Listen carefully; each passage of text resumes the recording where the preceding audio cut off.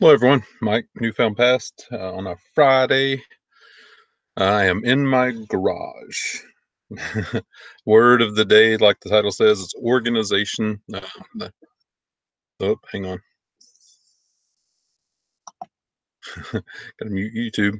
Hey, Monty, little steampunk town. Yeah, I'm in my single car garage. I'm just going to be organizing. I have invited some other YouTube flippers and stuff, and hopefully they join in because I'm going to be working. I'm going to be hanging up some clothes on some higher bars I have, and hanging up a bunch of other clothes I have down here just in a pile. Got to start somewhere. Put my pet caddies back up where they belong on a shelf, and a bunch of other good stuff. So we'll see if anybody pops in. Hey, Larry. Good morning, everyone. I don't have my list with me, so just bear with me. Hey, Michelle, Linda, 24 picker, Arkansas deal flipper. Arkansas deal flipper is scanning receipts currently. That's cool. Yeah, you got one of those neat desk things. That's pretty cool. Yeah. Um, I'm sure everyone knows by now, but with the help of Scott, the bearded picker, he pushed me over 1,000 subscriptions. So big thank you to who I'm now calling the bearded Santa. But yeah, big deal yesterday. I never expected it in a million years. So, oh, Anissa, hey Anissa, and this said perfect. Just watch your sold video. That's awesome. Good timing, huh? I was just upstairs, waiting for the mailman. Got the one package I had. That's why I didn't do a live video. I only had one package. I had 3 sales yesterday, but 2 of them were, when I was doing the video yesterday morning, if you saw it. So yeah. Uh, thanks, Larry. Thanks, appreciate it. Thanks, Linda. Hello, Maria. Yeah. I've heard they're pretty nifty, Anissa, but I don't use one either because everything I use GoDaddy bookkeeping, and I have it set automatically to where if I use a certain credit card from a certain store, it automatically imports that amount into my bookkeeping. And I save all the physical receipts as well, but that's just in case I get audited. So thanks, Josh. Appreciate it. You like that 24 Baker? That's what yesterday I'm like, he's like Santa Claus. Santa Claus is real. This Scott, he's the bearded Santa. Well, that's awesome. Yeah. I've heard of that too. Yeah.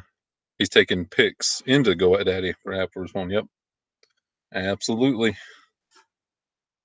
Been there, done that. So I was hoping some other people would join us, but everybody's kind of, you know, it's the end of the year. Just got through with Christmas and everything. So it's just kind of a lazy days. 24 picker. I just got GoDaddy myself and loving it so far. Yeah, if you get it set up, where it automatically imports everything, imports, my everything, my credit card, my PayPal, all that stuff, eBay fees.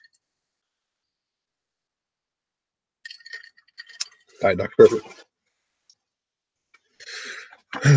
Okay.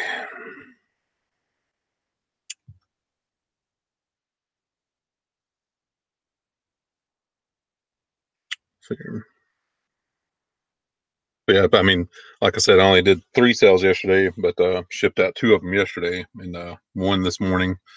And it's been slow, but that's completely my fault too, because I haven't listed anything in like a week at all. And yeah, you need to list stuff before it sells. Uh,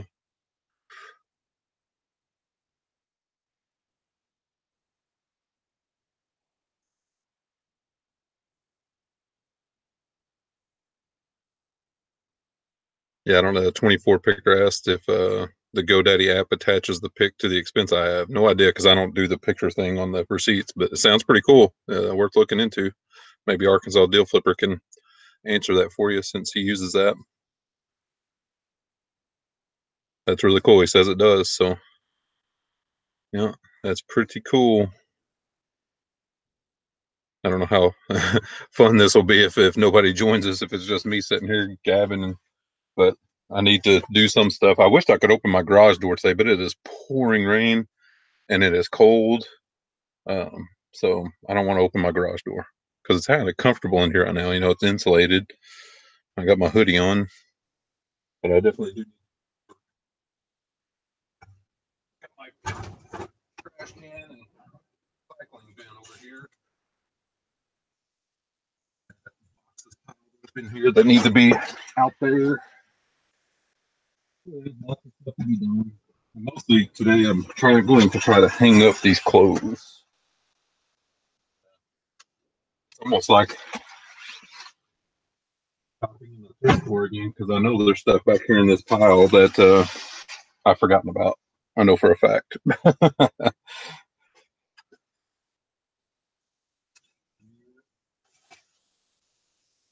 do you guys do with your? Do you recycle your bags, the bags you get from your thrift store? I used to donate them to a charity thrift, but they're not open anymore on a Sunday, which is the day I'm usually thrifting. So I end up with bags of bags. But yeah.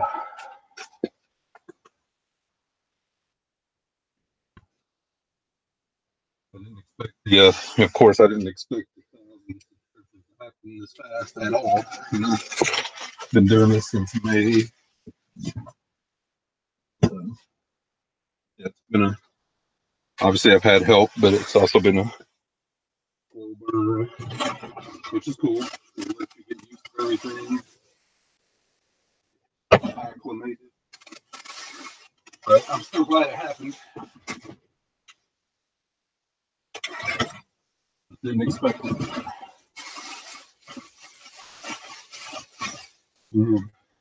When we moved here, we downsized like big time in size of house and building. I had a couple of outbuildings back in Missouri, and yeah, space is at a premium here for sure. It's cold in Texas. That's cold for Texas, Monty. 40 degrees. 60 in Pennsylvania.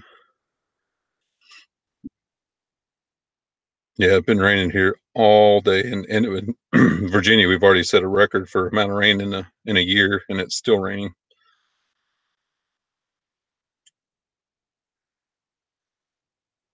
That's, yeah, I don't know. 24 Picker did some retail arbitrage, and I need to dip my toes back into that. I just haven't had time to do it, and I guess now's the time of year to start that stuff, you know. So, oh wow, it's a pretty big drop, Monty. 66 to 40 in Texas.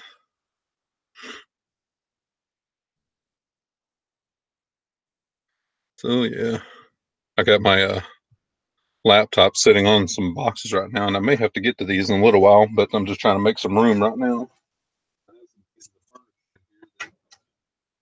Here that I need to sell, but like I said, it's raining today, so I can't get them out to take good pictures. This is a hanger rack with no hangers in it. I got some those in here that are donated as well. That from our stuff that are just torn up. Got holes in them. So if it wasn't raining outside, I'd probably just throw those in the truck. But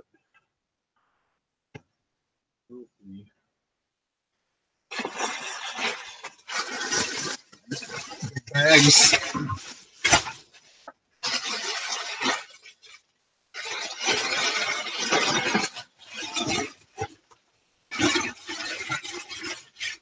Put those aside for my. Sometimes some of the stuff is my wife's, and I don't know if she wants me to donate it or what. Look, more bags of that. Imagine tons of them. Get those over in the corner. Hopefully the rain will stop tomorrow, and I'll just go in the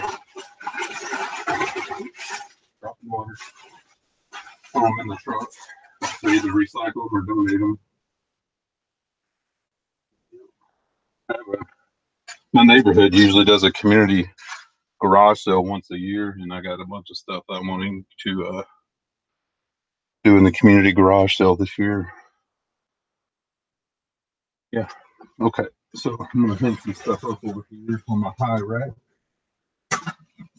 Got my footstool for my step ladder.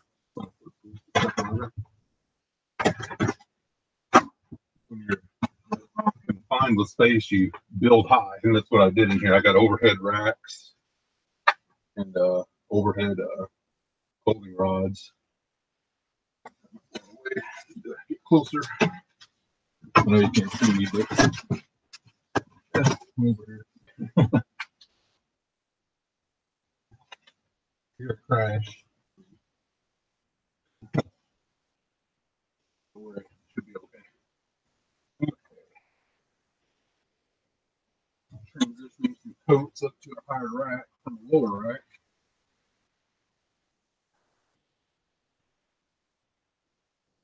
Hopefully most of these will sell, but you know, they never all sell. It's just the name of the game.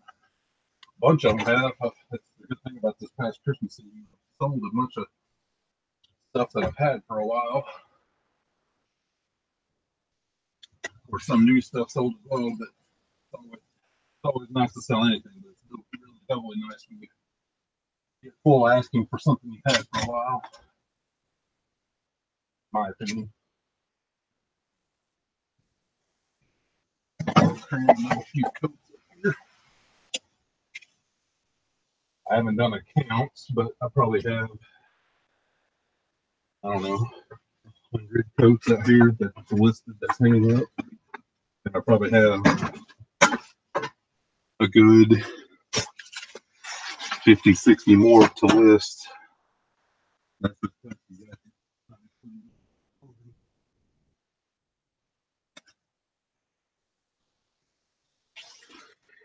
Okay, man.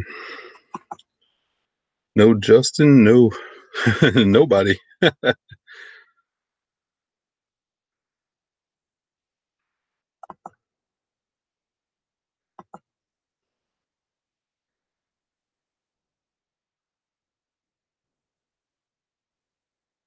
if I can message the right group. Sometimes that that happens.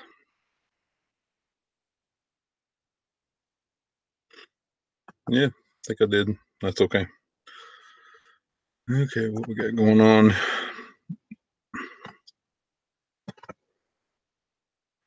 Yeah, Chris says it's storage season for retailers. Start watching the ads for sales. Absolutely. Absolutely. Actually, I found a the sale doesn't. Well, I think it actually has already started at Harbor Freight. I use those. I buy my flat carts. They're just furniture dollies, but they're the plastic ones. Those plastic ones never go on sale. In the ad that I got in my email today, the plastic ones are on sale for $15, down from 20. So I'm gonna go tomorrow and get about 10, 12 of them. Been waiting for those to go on sale. Oh yeah. That's a little bit chilly, Hawk. 0 degrees, feels like negative 22. Yeah, that's chilly. My wife did a work detail in Fargo a few years ago, and I went up there to hang out with her, and I was like, no, thank you. Too cold. And I can deal with the cold, but that was too cold. That was like snot freezing to the side of your face cold. And good morning, Alan. Alan, they frown upon that. If they find you out, you'll get charged. So I wouldn't do it, but you know, it's to each their own, really. But just know if they catch you, they'll charge you.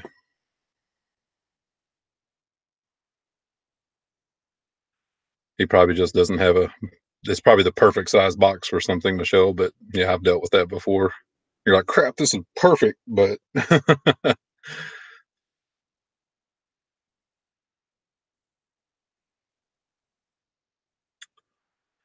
looks like they were on sale. But I don't know. 50% stuff was weird.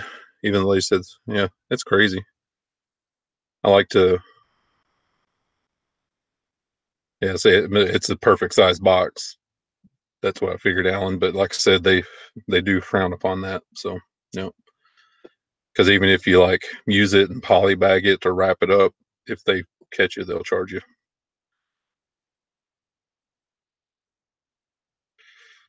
There was no floods there when we were there, Hawk. I came. It's been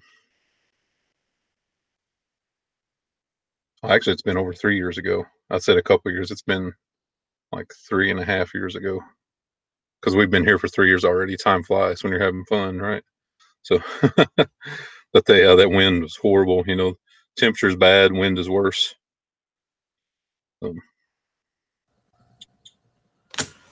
What's going on? Hello. Oh man, I'm on my laptop not using.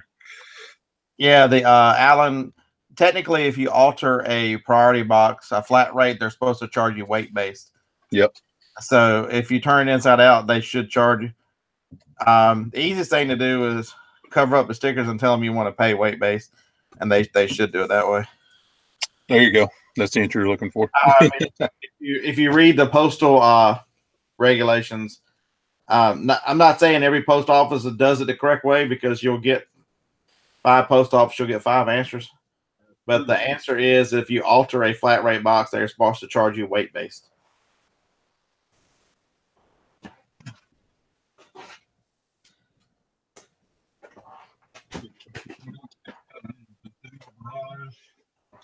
And just because your post office will do it one way, it might get somewhere else and they get pissed off that you did something to it. Or a different clerk in the same post office.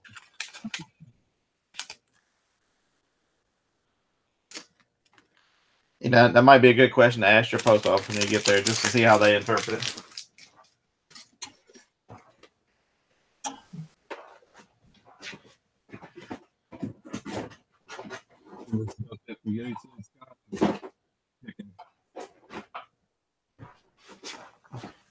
Yeah, I'm working on an Amazon shipment, so if I wander through the screen, that's where I keep going to pick up items.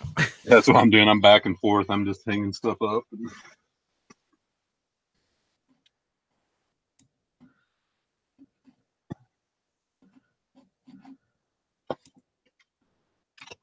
I've been lazy. I got all this stuff to it's just got to go. Absolutely. I'll tell you, well, I ended up gaining bumping 300 subscribers from yesterday. That's crazy, man. That is awesome.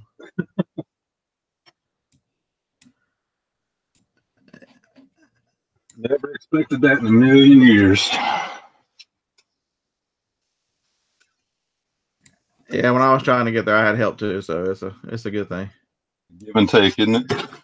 Just like everything in life. Yeah, because the morning show I was not the originator of it. Dusty, the Alabama picker, started and quit, and I'm like, "Why are you quitting?" I'm like, I've got the subs, but I really need some watch hours. You care if I keep going? He's like, "No, man, I'll even be on it every now and then. I don't care." And so that really helped me to get the watch hour part of monetization. That's awesome. That's what's funny about mine is I've had the watch hours for a while now, but now I've got the subs too.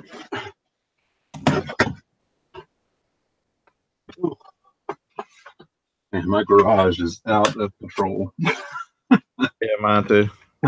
Y'all just see the normal part. Y'all don't look down that way. That's and the other side of those shelves looks like somebody dropped a bomb over there.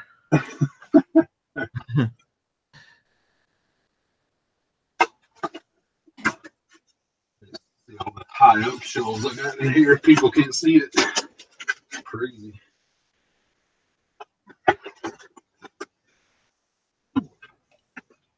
Hey, people, Longa burger baskets I got for $1 a long time ago. Haven't done anything with it.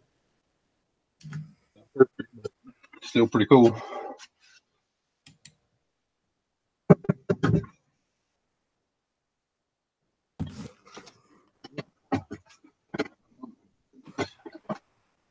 This is the same shipment I've been trying to get out since like the 22nd or 20th. It's all gonna go today, right? Today. I think I've got what is it? Adult onset ADD or something, because man, I can't focus on one thing. Like I go to clean the garage and I'll see like 10 shiny things to do, and then I'll have a messy garage and 10 half-done projects. It's just awful. That sounds familiar, my man. That sounds familiar. I was talking to my mom last night. She's like, I'd hoped you didn't inherit that, but I fought with that for years and years. I'm like, oh hell.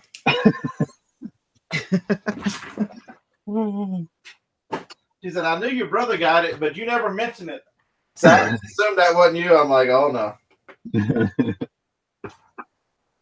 Look about it. I get to a point and I'm like, oh crap, what do I do next? Let's pick something and do it. Because I don't have room out here. I got stuff in both vans out there. It's just crazy. I was telling the chat when I lived in Missouri, I had all kinds of room. I had outbuildings, 5 acres of land. Here I'm in a damn townhouse and I don't have any room. That wouldn't do me any good because I just fill that crap up too. Yeah. Oh, I definitely fill it up, but it is to, feel like I had space. So claustrophobic.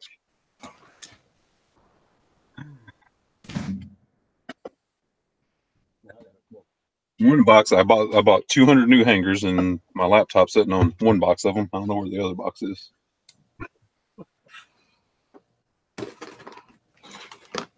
Hangers to hang stuff up. I want to show you guys something cool. One of these days, I'm gonna make a big pile out somewhere and just set all this crap on fire just for a good video. A bonfire, Alabama bonfire. This is my dad's Air Force uniform from Vietnam era. That is cool. Yeah. He passed away about 2 years ago. And my dad was in the Air. He was technically in the Vietnam War, even though he never. Oh yeah, my dad wasn't in country, but that era, So. Yeah, he was in the Air Force in the early '60s before it got real bad. He was out before they did. My dad was in the 69 to 72 era, so that was kind of hard and heavy. It had was what 64 to 66 or 67 to 68 somewhere. Because when he passed away when I was 18, and he was buried at where my grandparents where he was born in Michigan. So when they were divorced, so I never, I did the funeral and everything because we didn't live with him. And then his body was taken 12 hours away, so we weren't there because my brother and I were in finals at high school at the time. So the first time I visited his grave, a couple months later, I'm like, did y'all get the tombstone wrong? He wasn't in Vietnam, but technically anybody who served during that era is which I learned that. I didn't know that. Absolutely. Yeah, like my dad never left the country, but he was in that era.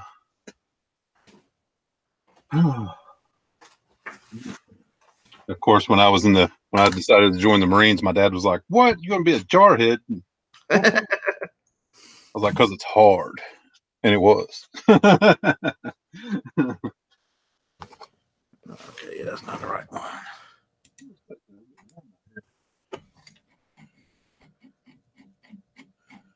Looking for. Yeah.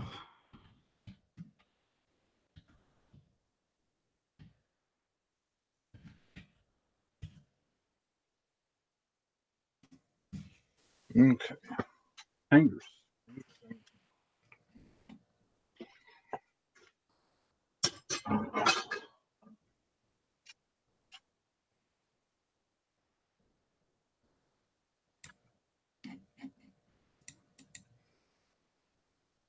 But I keep referencing it, but back in Missouri, I had a full-on wood shop too. It was like a 1,200 square foot full-on wood shop, and I had to sell all those tools. Pare down, but I still got a few toolboxes behind you. Damn it, Amazon. I've already got like 6 warehouses open, and they keep trying to make me send stuff to different warehouses. Oh man, I am not sending this to a 7th warehouse. To hell with you. Yeah, they're like, send this one item to Sacramento or something. I don't even know where TPA is. TPA, is it Tampa? Ooh. Most of them, I think, is airport codes. The city, yeah, it's Tampa. Yeah.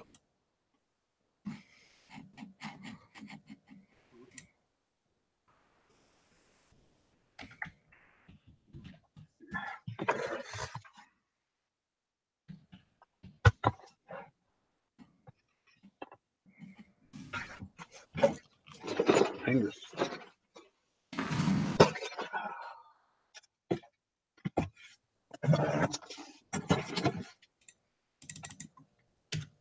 Of course, what I wanted to do today was sit there and do nothing, but got to do something. Got to do something. No, I don't have a man cave. We have a 4-bedroom house, and I used to, before I built this, two of the bedrooms I used to do eBay and Amazon, but now there's an office inside that's got a bunch of junk in one of them. The other room is actually a spare bedroom again. Out of the house again.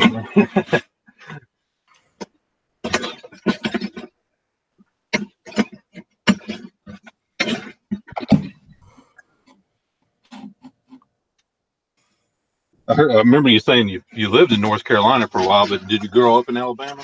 No, I grew up in North Carolina. North Carolina, okay. I moved to Alabama when I was 17.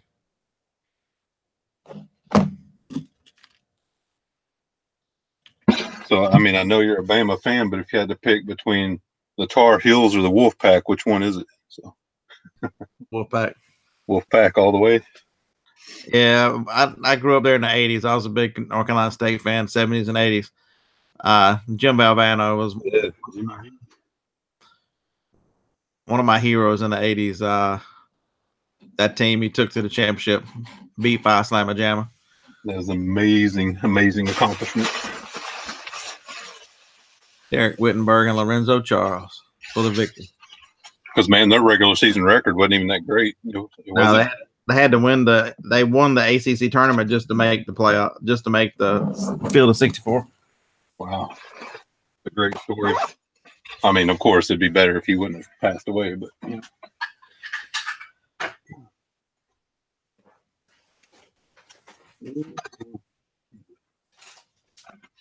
I had one of our really good friends. Of course, I'm not going to say her name, but one of our really good friends played soccer at North Carolina. The national championship.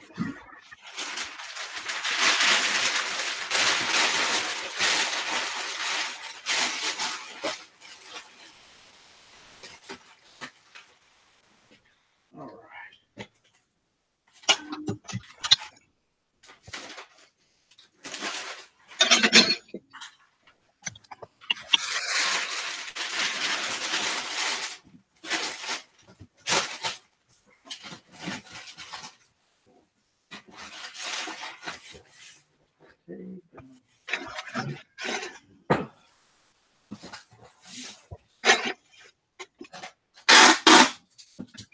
Remember this coat from my Hall People video? This Marlboro Man coat? I've already had 3 offers on it, and there's like 10 watchers. I'm waiting on the right offer.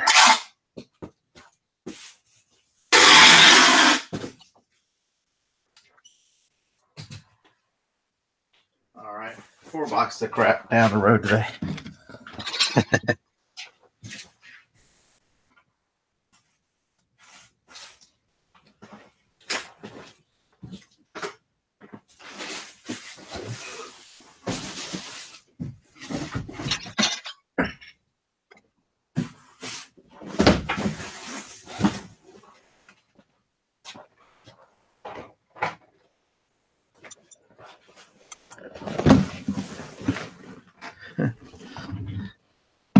Yeah, that 3-inch tape is really loud.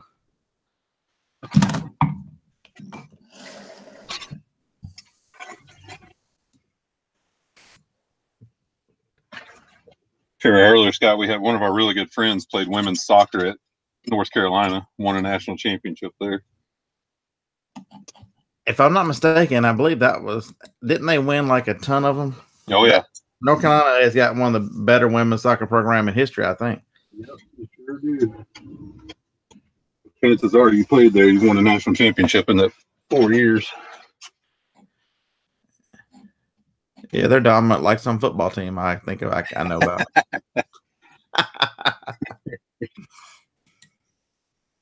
All I can hang my hat on is Fairbanks, Arkansas. That's all I can hang my hat on.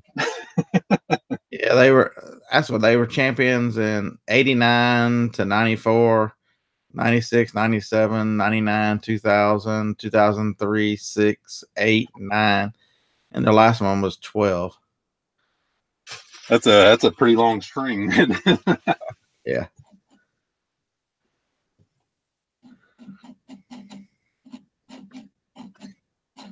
Yeah, I know we weren't dominant in the 90s, but hey, we picked up a national championship in the 90s, so ha. Yep.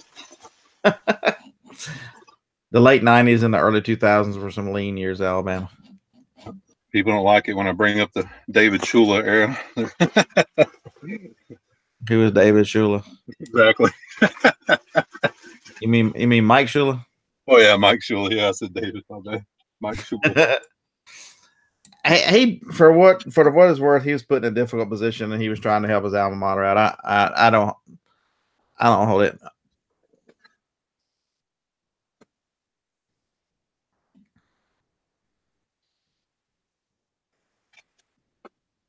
Yeah, so I don't have any ill will. He's from a good family, heck of a nice guy. I'm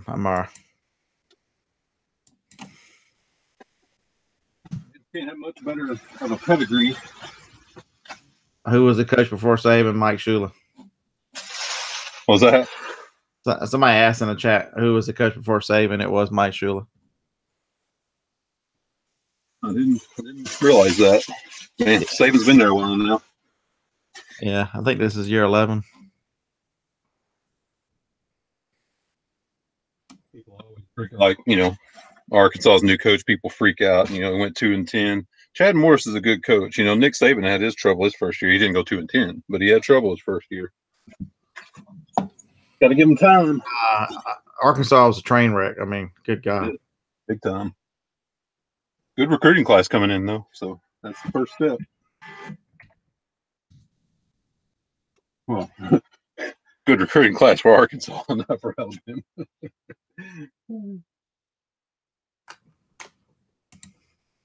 Oh, my. This is like shopping all over again. I'm like, oh, yeah, I remember that.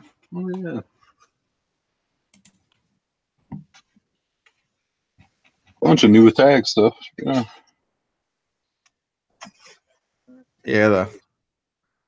Yeah, we had some awful coaches. We had a coach I think named Mike Price.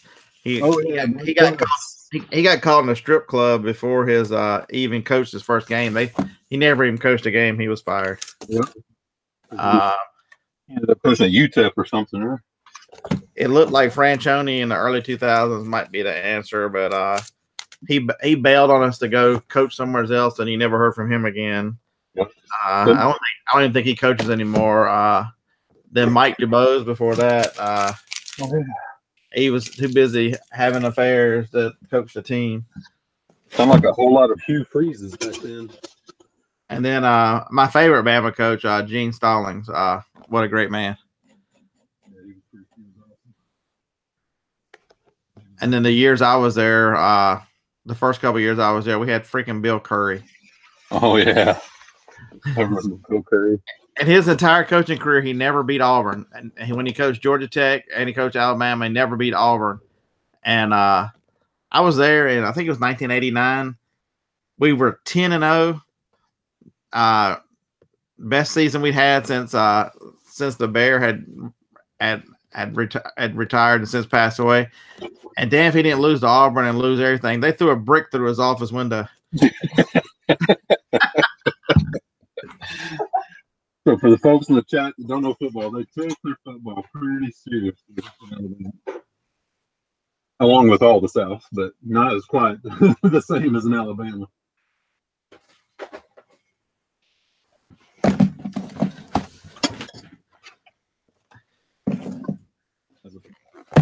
One of my hobbies, I've done my family's genealogy, and most of my family history runs through North Carolina and Tennessee, but I had a branch that lived in Alabama forever. Winston County, Alabama. What county? Winston.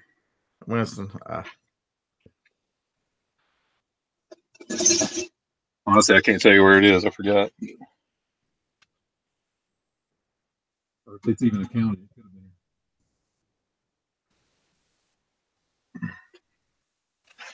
have Oh, hell, I just screwed that up. Damn it. Patagonia. Can you get that listed? I need to get all this stuff listed.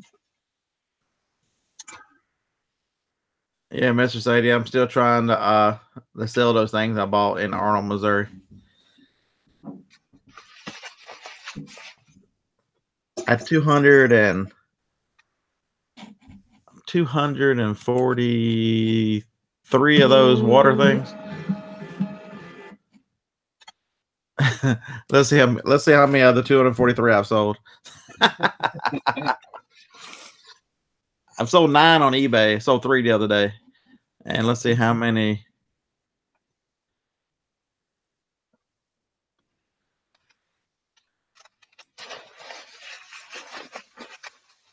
Here we go, people.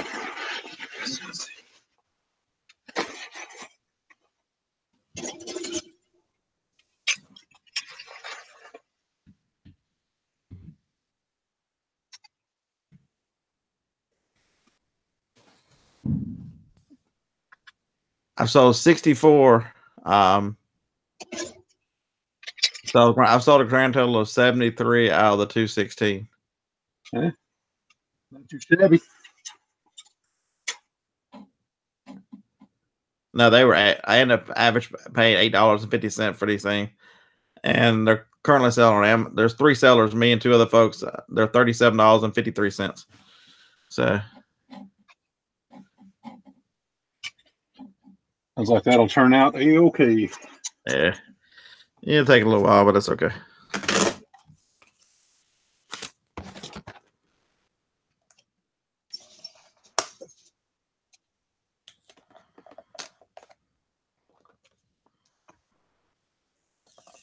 I tell you, Scott, when Arkansas was looking for a new coach after firing Bielema, that dope.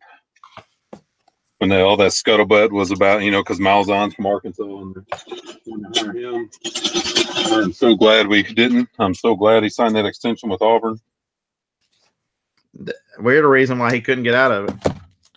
They just thought Malzahn he beat Alabama when we were so good last year, and he had beat Georgia #1, and he turned that into a huge contract Georgia can't get out of. I mean, Auburn can't get out of. That's They owe him like 40-something million guaranteed if they fire him. So. People ask me, they're like, about that last year. I'm like, it couldn't have gone any better. Even though we lost to Auburn last year, or the year before, not this year, but the year before last, we still won the national championship, and we got them a coach they can't get out of. That's awesome. Yeah, a mediocre coach. Absolutely.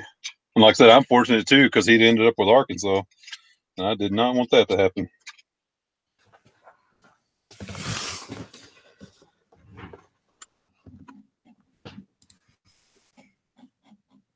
Man, so much stuff. I knew there was a lot down here, but holy smokes. But I got 200 hangers. I don't even know if it's going to be enough.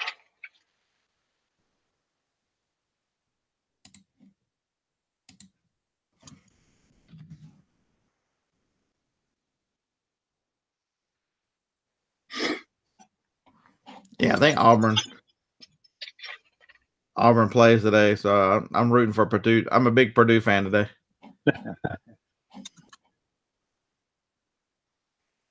I think Purdue's got a pretty good story. They beat Ohio State, and they got that kid that with terminal cancer that's going to be at the game. The Colts owner's flying him in. I don't know if you've seen that. Oh yeah, that is a great story. I like. Is Purdue the one that has the hospital where all the kids can watch the game above the stadium? That's Iowa. Oh, that's Iowa. Now Kinnick Stadium. That is. If I saw a one of those Sports Center 30-minute deals or whatever about that. Yep. That one really touched me. I like that one a lot. Yeah, that's pretty cool because they do a moment in there where I did see the Colts were sending their personal plane to pick that young fella up to take him to the game. Yeah, it's pretty cool when stuff like that happens. Yeah, Mr. Sadie, y'all look great right as they flip the coin.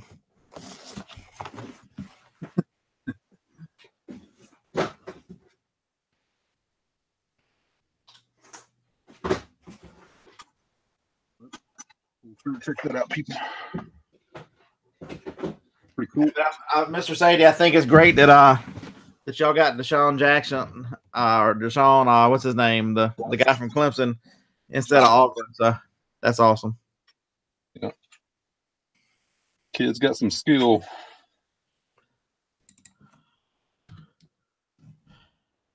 Yeah, this college football season had a lot of great, interesting stories. I think our story is right up there with the top of them with Jalen Hurts.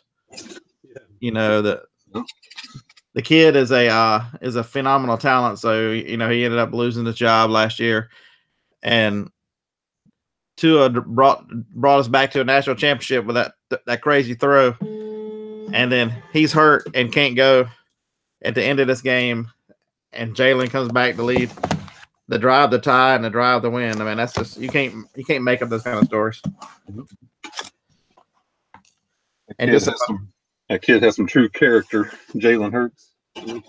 Yeah, some phenomenal, and everybody this week wanted to talk about him about what's he gonna do next year? Is he transferring? Is he doing this and that? And he said that word's never come out of my mouth. That's all you guys talking. He said my story here is not done. I mean, he's just a phenomenal.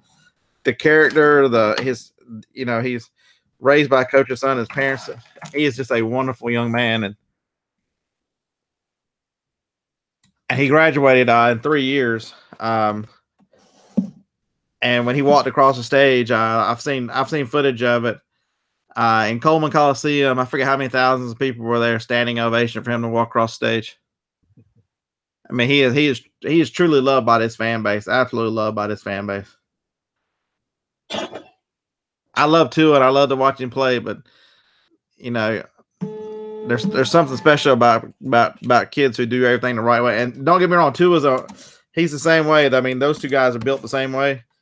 But because they asked him about the surgery he had to correct the high ankle sprain, and they asked him, what made him decide to do it? Did he ever think not about it? He said that the coaches and doctors met with me and my parents. My parents and I prayed for it, and I did what my parents said to do. There you go. You just don't hear that. Why did he come to Alabama? Because he believes the family unit is so strong. His dad helped him evaluate all the schools. His dad decided Alabama was his best fit and best choice. So he went to where his daddy told him to go to school. That's a rare kid nowadays. And his brother's coming to Alabama. And why is he coming to Alabama? Because daddy said your brother has done well, been treated well. You follow your brother. There you go. That was it.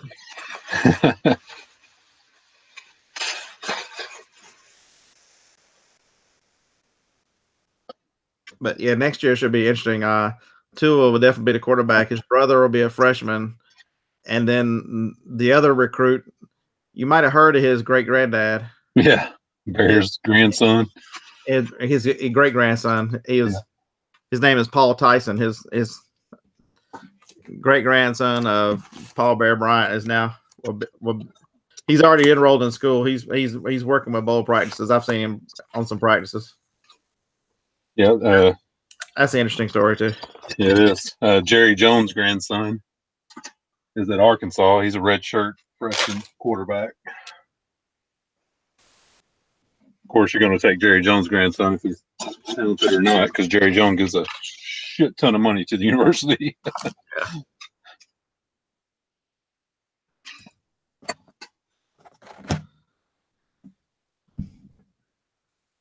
They asked him about it, and he said that he's honored that who his great grandfather was and all that stuff. But at the end of the day, he's just trying to be Paul Tyson, and that's kind of speaks to how his parents have raised him. That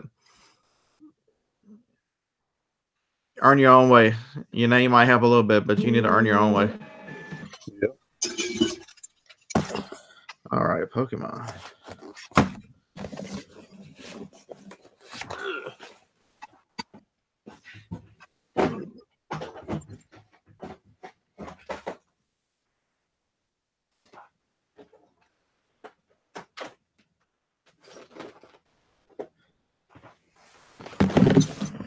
Yeah, I didn't even break $100 on eBay yesterday. I didn't want to hear you were struggling, but I think we're struggling with the same thing. Yeah, yesterday I think I did 150, but today I've only sold one thing for like 25 bucks. Not good. No bueno. I sold 82.88 yesterday, and today I'm at 83.62. So I'm already ahead of yesterday by about $1. By $1. $1. That's awesome. That's why a big part of me goes, you need the list, but I got to get this redo done. It's the time of year to do it.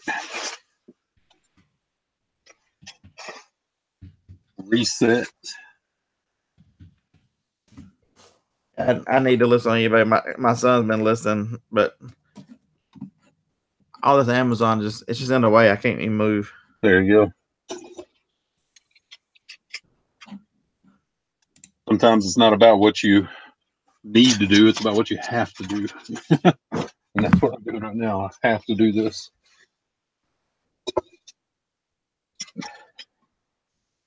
And in the end game, this will bring me money, but just not immediately. Because I know tomorrow with all the football games, I won't be worth anything tomorrow. Awesome. Man, it's like going shopping.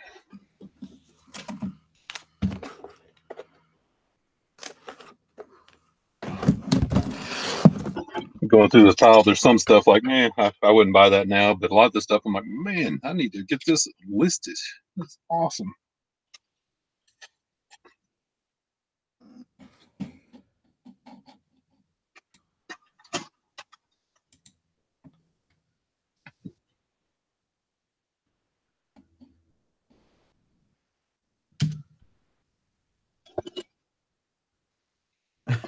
Amazon boo, yeah, eBay. Cheer it all on.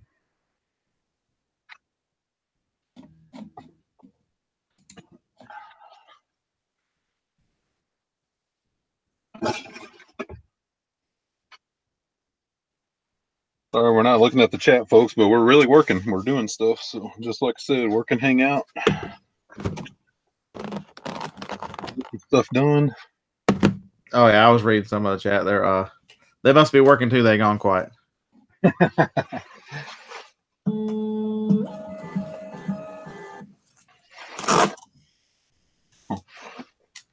Mr. Sadie, we hope one of your goals for next year is to make more videos.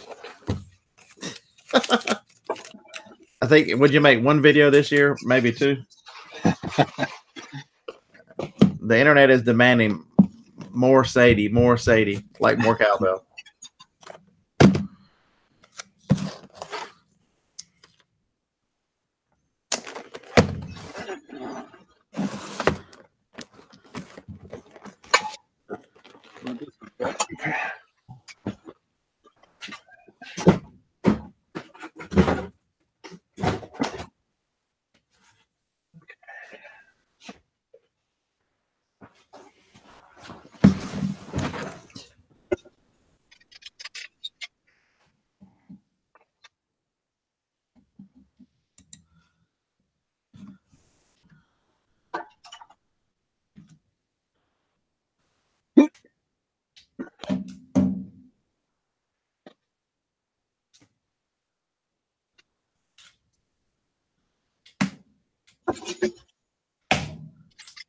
By the time I'm done here, folks, I might have to go through my garage door, maybe pack myself in here.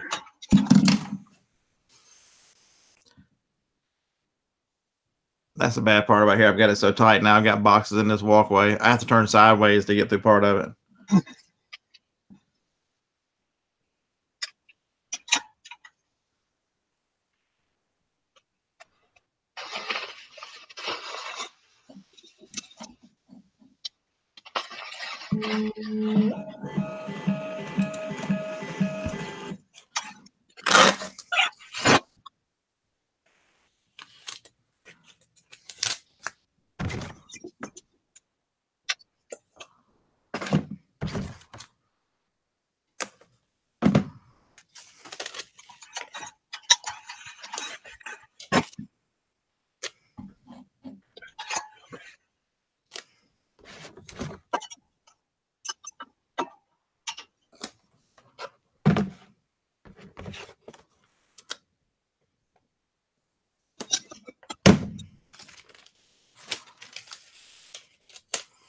We listen to Gary V.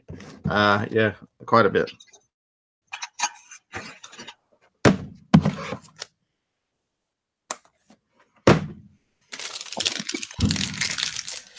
Yeah, Mike, the crazy card. I'm the same way. I have to stay full time because I am working for yourself. I am definitely not employable anymore. Because tell me you want me to be somewhere, and I want me to do what for how long? Yeah, right. Okay.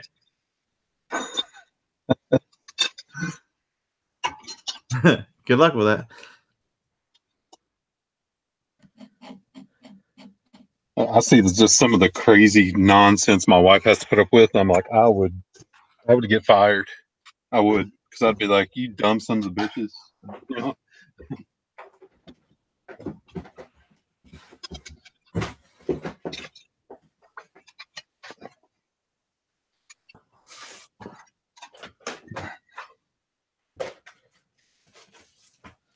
But I've been self-employed for. This is the crazy randomness. We're sending in a DVD of Johnny Carson, Clear Blue Easy, ovulation test, and a buy here, pay here phone. I need to get ungated in DVDs. I find a lot of good stuff.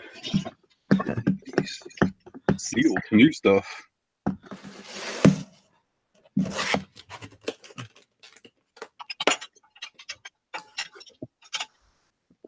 Yeah, I'm sure that'll get me a long ways. A world star hip hop video on my resume.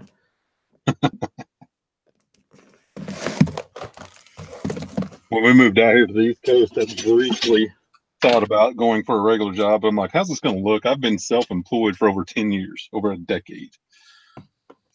That's not going to look very good. People don't, regardless of what people think, employers don't like to see you've been self-employed for a decade. Because you're too independent, you're too free thinking. They want conformists. Oh, yeah.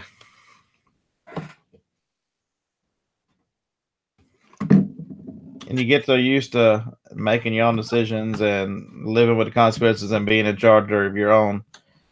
Not being told what to do. The allure of what they have to offer is not nearly as appealing anymore. Not to us, anyway. It's funny that way. That one of the things that kept me from doing a lot of stuff on my own is that steady paycheck. And once you get over that fear and realize that's kind of just something to hold you back, it becomes the freedom is very amazing. For me, I look back and I guess it never was the money for me, I guess, ever. It was just the freedom. And I am fortunate, though. I'm very, very fortunate that my wife has I'm on her health insurance through her work.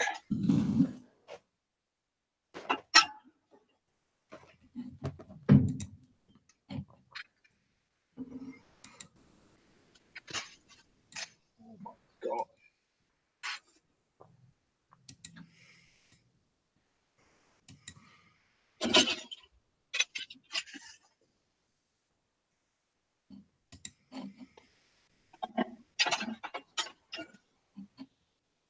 Do you ever have YouTube influencers want you to come on their channel, Scott? I don't know. I've got like 75 or 80 emails since that last big video that I hadn't even bothered reading. So I probably should do that in the next day or two. That's what I was wondering. After that video, I bet you had some influencers come on our show. It got kind of crazy, so I just kind of mentally tuned it out. Same thing with the chat. I found a saying on YouTube. I posted on our Facebook. I posted it back a minute ago. It says, "Argue with idiots is like playing chess with a pigeon. No matter how good you are, the bird is going to shit on the board and strut around like it won anyway." That's pretty much arguing in the comments on.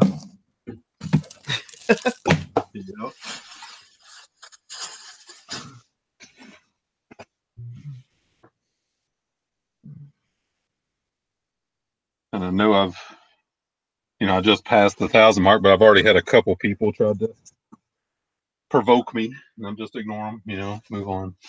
Yeah. What am I? I'm only partially ungated in DVD, so I have to check to make sure that I can send this one in. And it says I can. Outstanding. Offer? Yeah. Cool. Let's see if it's worth taking. Yep. I have a pair of UGG sneakers, pair of $34.99, and they offer $20. I've had them for a while, and this is the first even offer on them. Yep, that goes into the decision making, doesn't it? Had them a while, get rid of them. Yeah, shipping $7.95. First thing, damn. Let me see if I can even find them. That's the big decision maker. Can I find the damn things? I haven't seen those in a long time. Check this out, folks. I think I've had these long. This is pre-YouTube. Brand new pair of white Tommy Hilfiger chinos. I get stuff with them. Put those on Poshmark. I got a stack of jeans probably in pants, new with tags, probably 50 deep sitting here. Oh my God. All right, I can find them. So should I take the $20 or counter at 25? How much you got in them? Or does that matter? I don't know. I bought them at a yard sale. I ain't got hardly nothing in them. Well, there you go. Take the offer. Had them a while. Huh.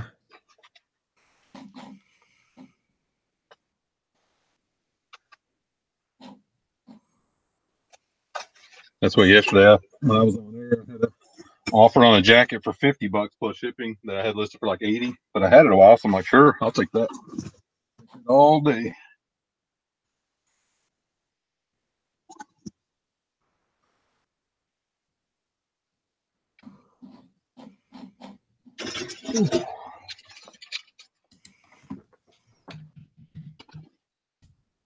All right, we countered at $24.95.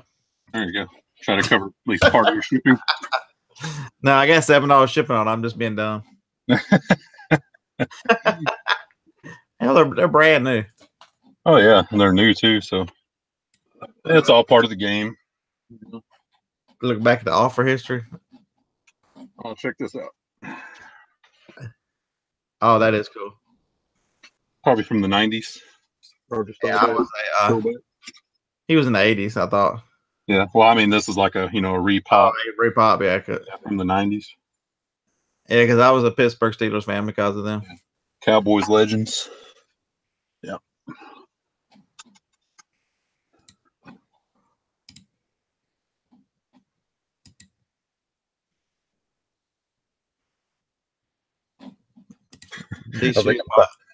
These shoes probably won't sell now. I'll still be stuck with them for another whatever. Yeah. They'll let the offer just hang there for like 3 days. Well, they got a lot of it. They've got 2,300 feedback, so they've been doing this a long time. So who knows? Yeah. Hopefully they'll just pop you back and take your offer.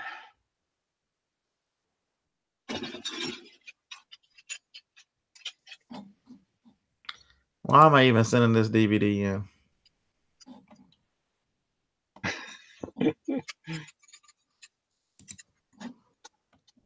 New, you can buy it for $7 new. Oh. The cheapest prime you can buy it for is $15. There's only one. Well, that's not so bad. All right. $12.95. I've got a dollar in this thing, so $12.95. There you go.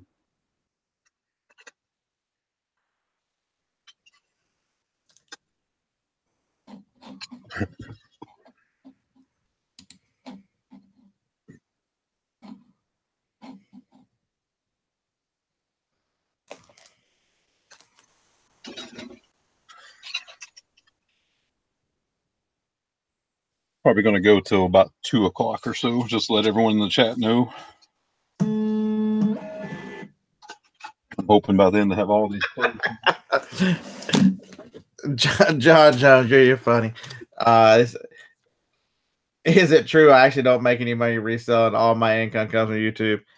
Yeah, because you can count on a viral video that the only reason I've, until November, that was the first money I've made is any significant amount on YouTube. Yeah. People have this weird notion that there's some YouTubers that make a lot of money. Oh, no, like there are, and I've seen that, but yeah. That's like the 1%. That's not us for sure. I mean,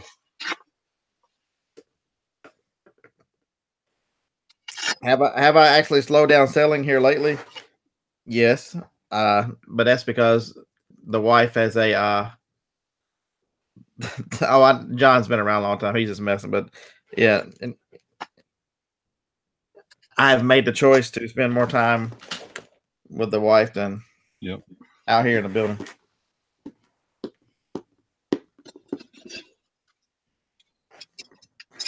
If I was good enough to green screen this office, John Jones, damn, I'd make some cool videos.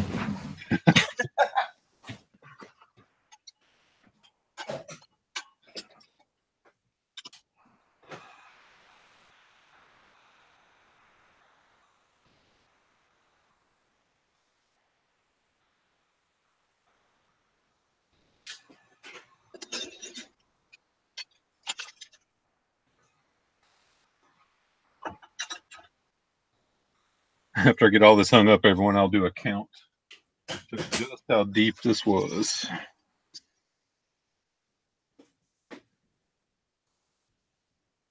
You know, somebody who was saying that yesterday in the comments because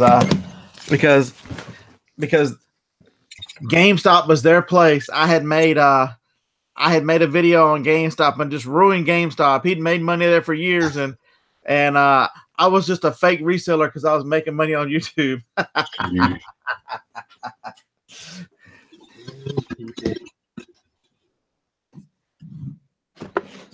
Yeah, that was another good one.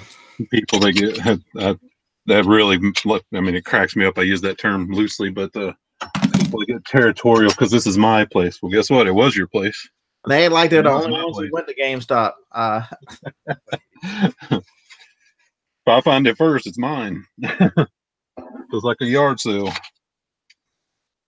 The stuff that is. Yeah, Golden Finger Picker Chad used to have this argument with folks. They swear that tell them what you find. You're ruining reselling for. Oh, damn it!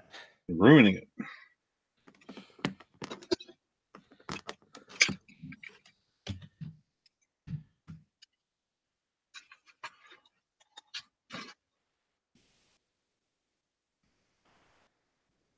Well, there you go. Mr. Sadie viewed it. He's not going to GameStop, so I didn't ruin it for everybody.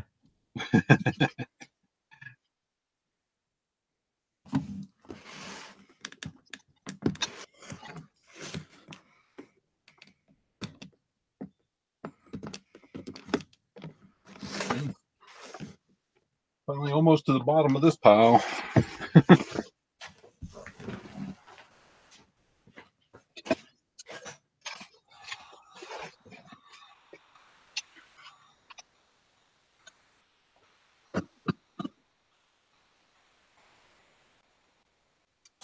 It's vintage.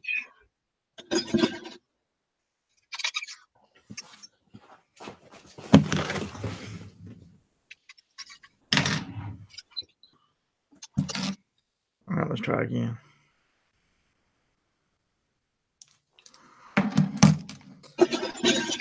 Yeah, I've just decided to now. From now on, if somebody wants to make a comment, arguing against something I say, that's fine. I'll talk to you about it. But the minute it becomes calling names, I'm just gonna start deleting it. Not if your whole constructive criticism is to call names, then come on now, give me a break. Me, just personally, this is my own philosophy from my own channel, is that I'm not going to argue with you.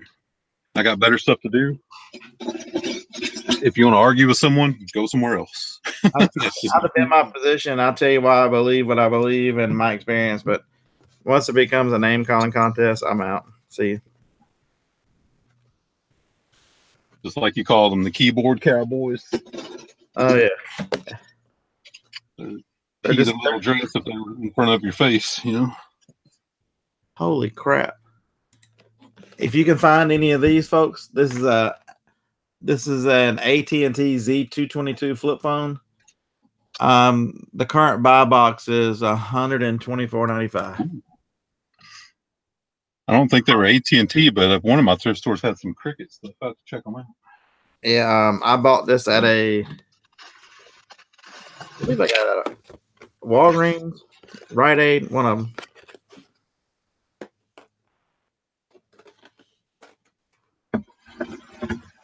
All right, folks. I got through that one pile. This box had 100 hangers in it when I started.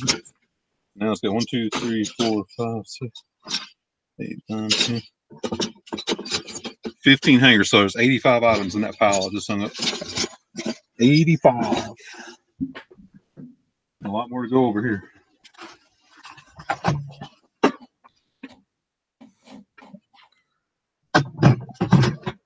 Two Hip Chicks is in the chat.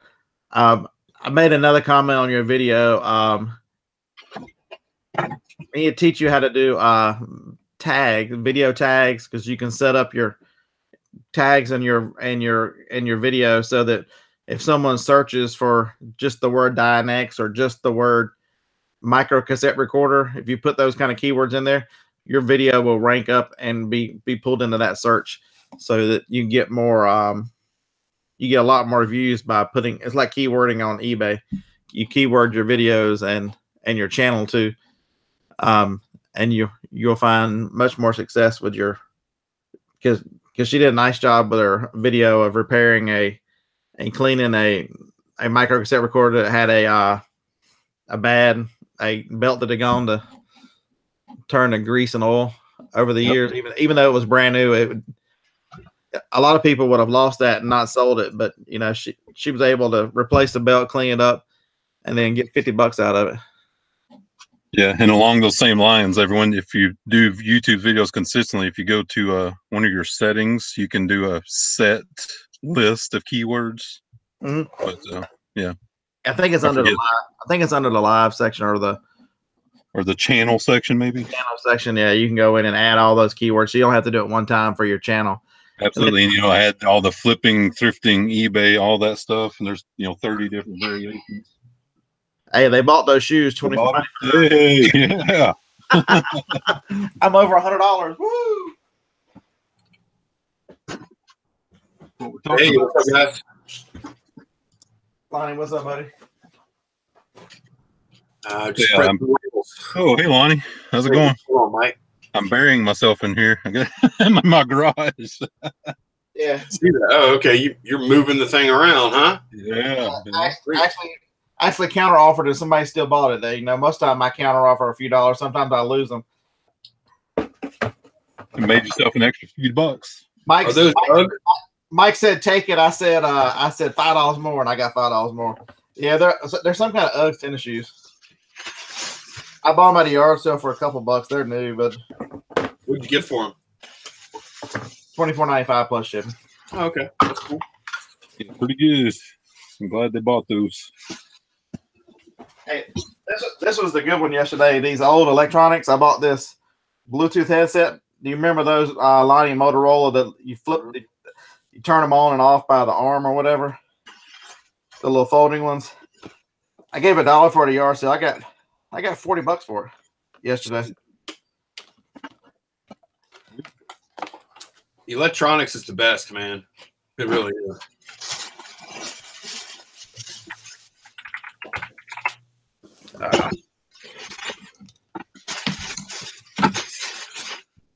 Is this thing live? Is there anybody watching this? Yeah, it's live. Yeah, we got, I don't know how many watching because I've been working, but let me see here.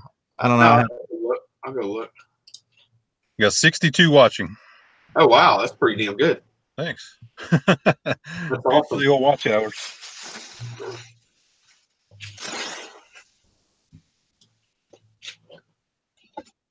Oh man, New Year's almost here. Yeah. When do you guys play, Alani? Y'all play today or tomorrow? Are y'all a New Year's Day game? Oh, I think it's New Year's Day. I've actually got a $40 bet on that. You know. Oh yeah. I hope that works out better for you. I haven't been winning too much lately. That's all I can say. I forgot to ask you, Lonnie. I mean, you guys doing 2 weeks playoffs in fantasy? It's 3 weeks. There's like a like I got to buy the first round. Okay. Like John and I got to buy, and then the second round I lost. John won. Killers won. John and the Killers are going to meet this coming weekend in the final. Okay, so John beat Andy and Killers. Yeah, I'm playing Andy for consolation. Yeah. Okay.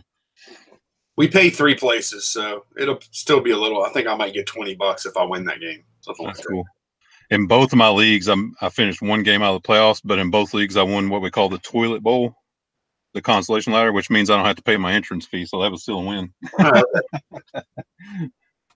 Yeah, our entry fee was only like $20 to play. You know, it's not a serious league. Like I've been in leagues before where it's like you got to pay like $100 to get in, and you got to pay so much for every add and drop and this and that. And that's what my leagues are. One of them is $100 and one of them's $200 and pay transaction fees. So yeah, winning that toilet bowl was actually good money. So do John and the Killers have anything going on that one, or not that I know of? I think everybody's kind of, I don't know. It's pretty dramatic. Our bet was pretty dramatic. So yeah. Well, it's just like I called it last week. Lonnie Gurley didn't even play, and I knew he wouldn't. You know, it's like I didn't know he wouldn't, but I thought there was a good chance he wouldn't. Yeah. And then when Josh Gordon, you know, that made Brady very, very vulnerable. Mediocre. Yeah. But Brady's been mediocre for a while, anyways. But that made it even worse. Yeah, he hasn't had a great season. I mean, he's apt to go in the playoffs and turn on and win it all. I mean, but he has been very up and down. The wins he's been decent in, the losses he's been awful, and you don't ever see him as awful anymore. But he's been awful. I think he's on the other side, man. I think he's on the downside. He needs to get Peyton Manning to give him some of that growth stuff and teach him how to hide it, I guess. Sorry, but I probably just got you some thumbs down on this video. Sorry about that. It's in the mail. Just like that. And then if you send it in the mail, don't blame it on your fiance.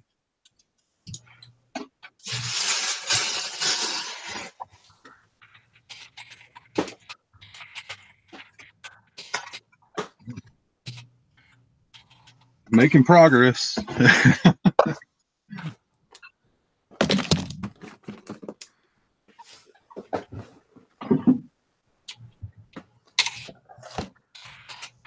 So you and John really gonna do those guitar lessons, Lonnie?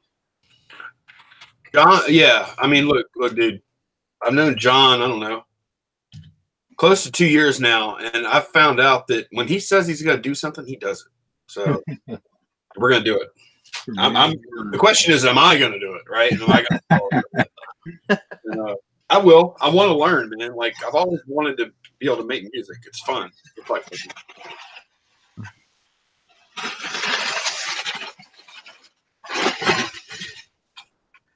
Does making a channel on Pandora count as making music?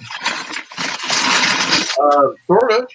I don't know. I mean, no. You're a consumer instead of a creator. That's my only musical talent is making a playlist. I respect anybody that can make music, man. That takes a lot of dedication and discipline and skill. Without a doubt. Or like your son, friggin' rocket science. What is he doing exactly, Scott? He's an aerospace engineer major. He's in the middle of his junior year at aerospace engineering. He's thinking about hanging around an extra semester or a year and doubling up with a mechanical engineering major as well. Wow. Wow, that's amazing, man. So is he a big space nut, man? Like Yeah, anything I find around here, Dusty will make videos and show he sells NASA stuff. Yeah. Any NASA stuff I find around here, he claims. So yeah, I get that. NASA stuff is cool. Golly, that's awesome, dude. Yeah, that puts my phys ed degree into shame.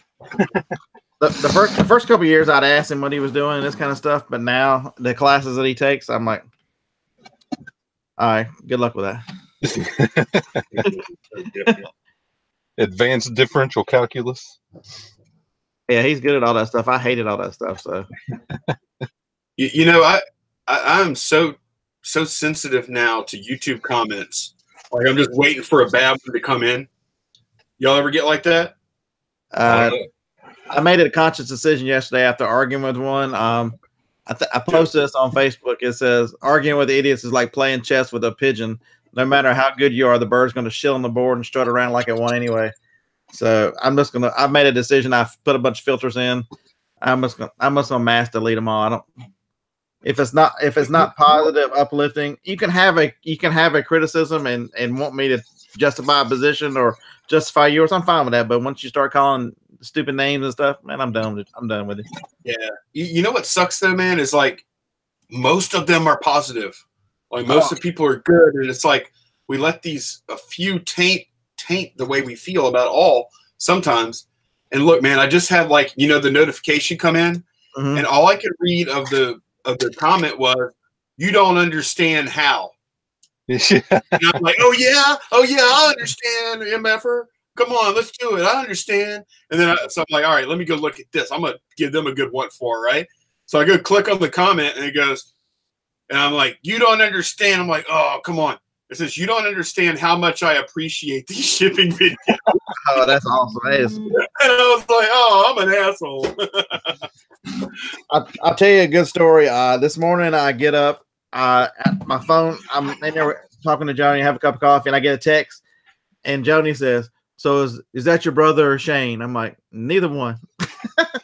And it's a viewer I've chatted with a lot of messages, never talked to, but he has my number through, and because I told him if I ever needed any questions, and I talked to him for an hour. Him telling me that he had when he first started out, he listened to watched the wrong YouTubers and did everything they said and got in trouble, and finally started listening to the people that made sense, and just wanted to take the time at the end of this year to tell me how much that my videos and a couple of folks that have really helped him turn it around and were a positive influence on his life. I mean, you can't imagine how rewarding that was. And I told him, I'm like, just to hear somebody that you've affected their life like that is just you've made my entire week. You fired me up to start next year, but that's been a cool morning to have somebody tell you that you've.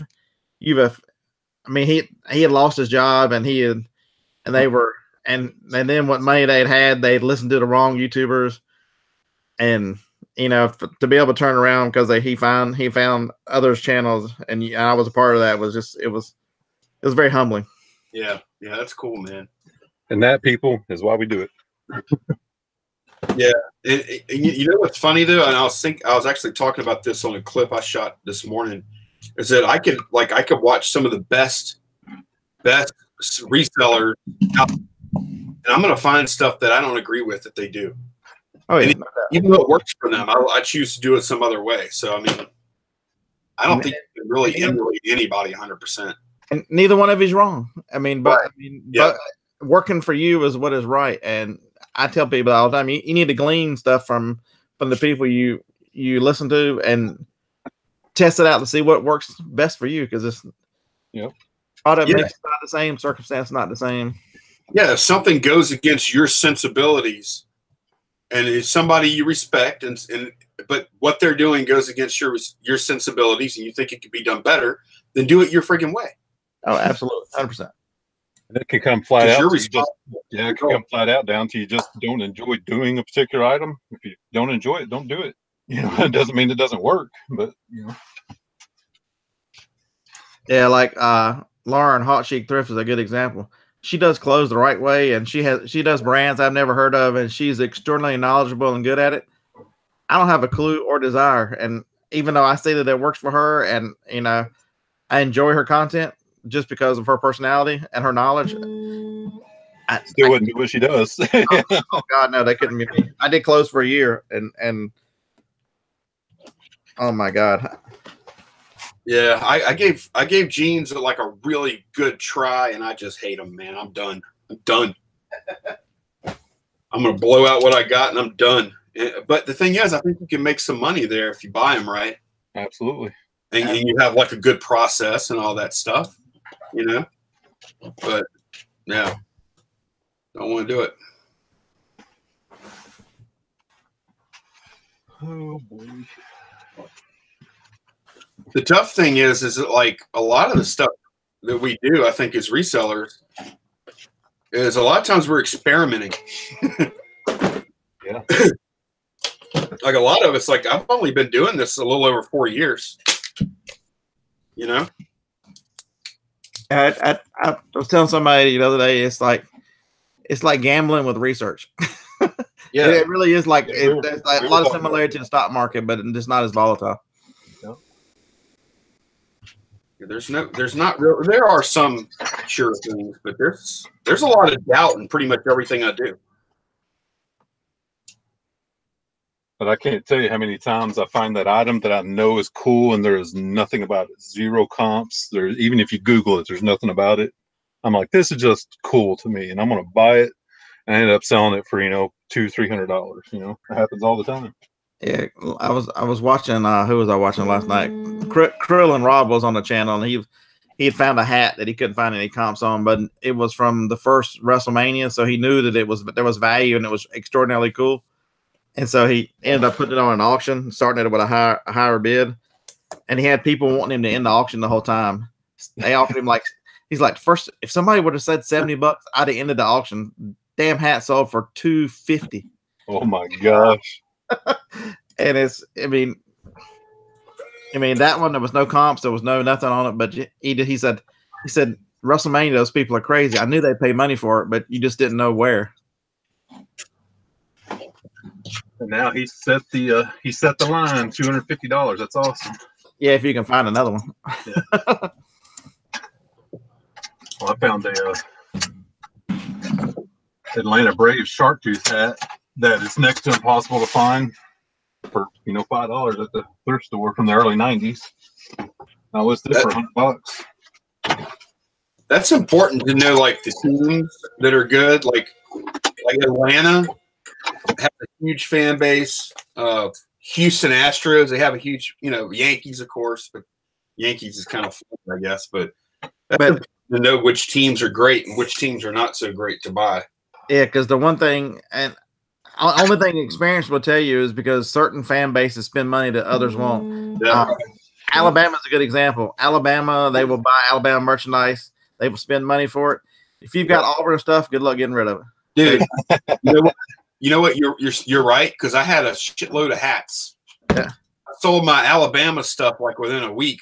I've still got Auburn stuff. I sell an Auburn hat like once every couple of months, but man, it's like pulling teeth getting rid of that stuff. And they're cool hats. And there's nothing against Auburn. Auburn's a fine university. I just choose not to like them. But I mean, it's a great school, and they have, engineering programs out of this world. But the fan base does not. I don't know what it is about spending money on merchandise. Because they're successful. Dusty will tell you the same thing about their annuals or whatever they are, yearbooks. It's hard to move them too. Yeah, college yearbooks, man. High school yearbooks, that's one thing. There's a lot of nostalgia associated with that. A lot more than college. College yearbooks, they can be difficult.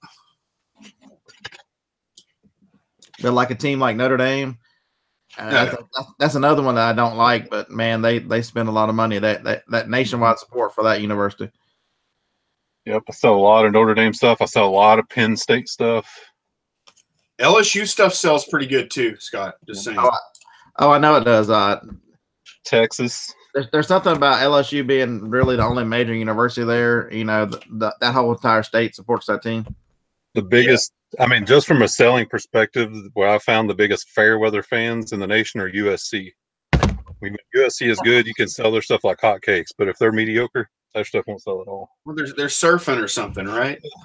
or one of the other million outdoor activities they have there. I Weather. only pull against LSU on the first weekend of November usually. For the rest of the time, I pull for LSU. I actually have no issues with LSU, but that's no fun to tell you. I'd rather give you a little grief. Man, I'm so beat down. I don't even care. I got LSU fans in my family. I got a section of my family that lives in Denham Springs. Down in, no kidding. That's where I'm at. Well, there you go. Yeah, I live in Denham Springs. That's funny. Small world. Because I really like in the 90s when I was at Alabama, even though y'all beat us a lot, I really like Coach Brown. True asset to y'all's university. And Who, Dale Brown? Dale Brown, yeah. He was one of my favorite basketball coaches. Hey, he got Shaquille O'Neal to come to Baton Rouge, Louisiana. That's pretty good. But the thing, him getting hit, the way he got Shaquille there is the reason why I like him so much. He was, and the whole time he was there, he was concerned about Shaquille the person, not the future basketball player. But he stayed with him through 4 years when he was in Germany, and just really kept in touch, and became a father figure when he was there. I mean, quite a story, man. Like if you ever get a chance to read it, like you're talking about in Germany, like they corresponded for years because he was trying to get better at jumping and lose weight, stuff like. And Dale Brown was like sending him literature. That's a massive recruiting job. Yeah, I think when he was a 7th grader or 8th grader when they first met. I mean, he was real young. He said soldier. He said something about like because he was on a base. It's like, soldier, how long have you been playing basketball? He's like, I'm in 8th grade. Because it was his stepdad that was in the Army, right? Yeah, his stepdad was a drill sergeant, I think.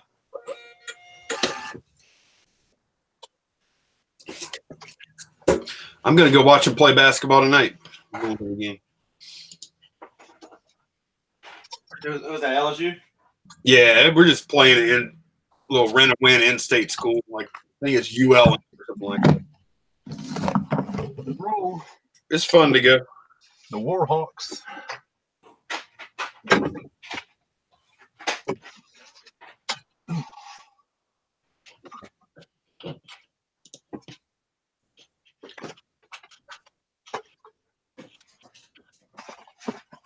Y'all took our man. Y'all always take our coaches, Scott.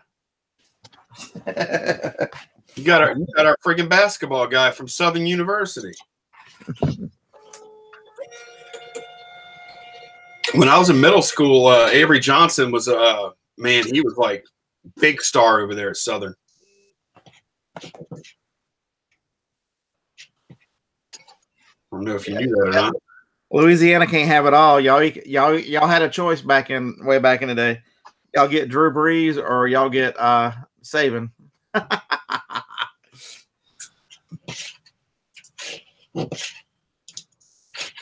don't think it's a bad choice either way. Yeah, I don't know. I don't know about that. Drew Brees, I mean, he's had a hell of a career and he's an awesome person as well. So he has, but I would rather have like 5 national championships at LSU in that same time span. Let's be honest.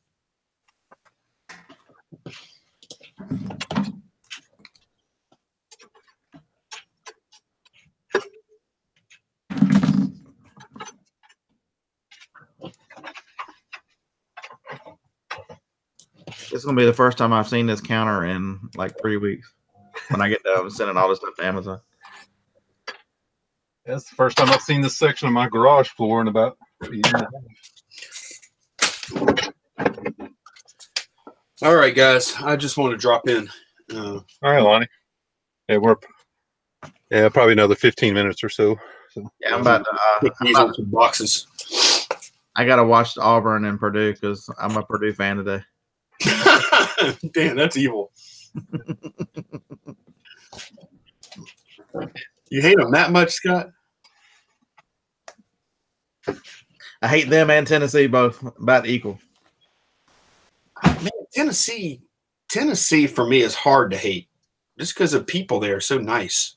Well, the idiot with Phil Fulmer, and he was the one that had a lot of our last trip on probation was, he was the secret witness that was against all the NCAA rules, and they did it anyway, and you're not allowed to cross them. It was crazy, and for that main reason, I didn't like him to begin with, but now I truly don't like him. You're holding that against their fan base, though. Damn right. Makes sense. All right, fellas, y'all have a good day. See y'all later.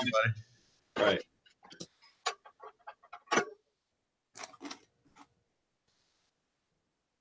I gotta say, yeah. Not to mention they're only 12 miles away. Damn. Okay, 12 miles from the border. Yeah.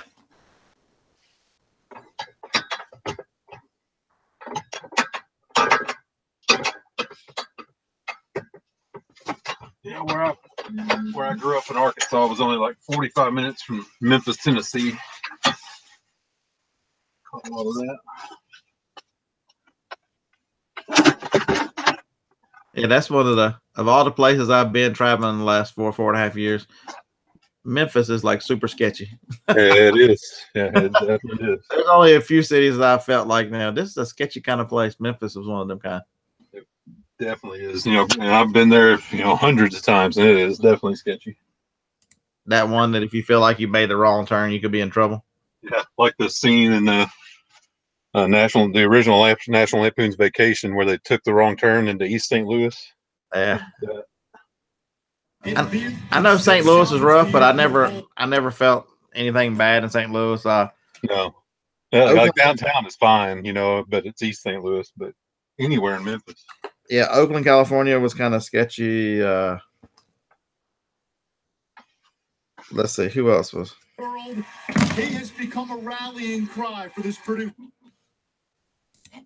Wasn't that crazy about Cleveland? Even though I always stayed on the outsides of Cleveland, so that was always fine. But Cleveland, Detroit, ooh. My dad's from Michigan, and my brother and I did some extended sourcing up there when we were doing family reunions and stuff. And Detroit was one of the few cities we wouldn't go to at night. Detroit, and what's the one above? Is it Dearborn? One of those above Detroit. That's all the signs are in Arabic and all that crazy mess. Oh man, what a!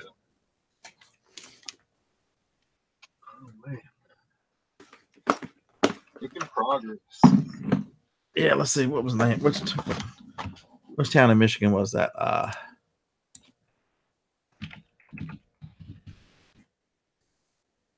I didn't even go to it. My brother did. My brother. I was in northern Michigan. He was in central, and he's like, "You would not believe how awful this is." It probably is Flint or Kalamazoo. Oh, yeah, that's it. It was Flint. Flint, yeah, absolutely. It was Flint. He's like, "This is the world's biggest trash dumpster." Yep.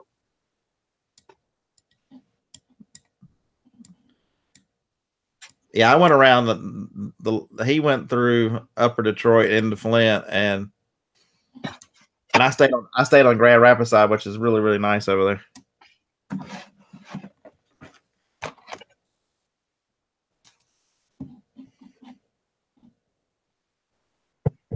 Dearborn's bad now too. Grandma's Magic Glasses, yeah.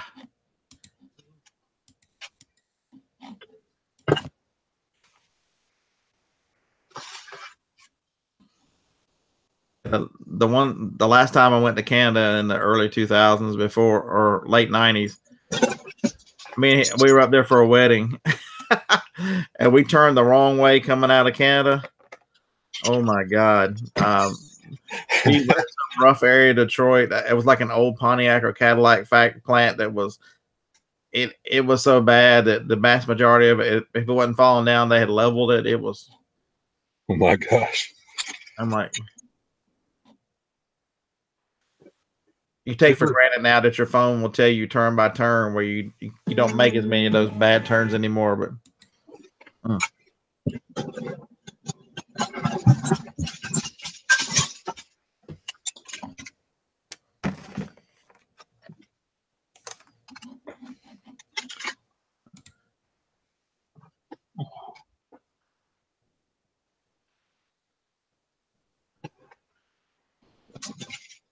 All right.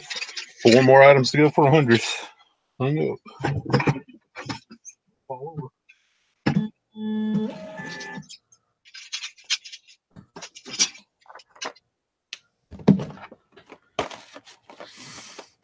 All right, the football game is on. I'm going to watch football. I just wanted to drop by and Thanks, Scott. Yeah, I'll go ahead and sign off. Thanks everyone for watching. We were just kind of rambling for an hour and a half, but appreciate it. Yeah, I'm gonna keep watching. I've only got a few weeks, a week and a half of college football left, and then 9 months of misery. That's all right. All right, thanks, Scott. I'll see you later. See you. Thanks, everyone. My battery's about dead anyway, so thanks, guys.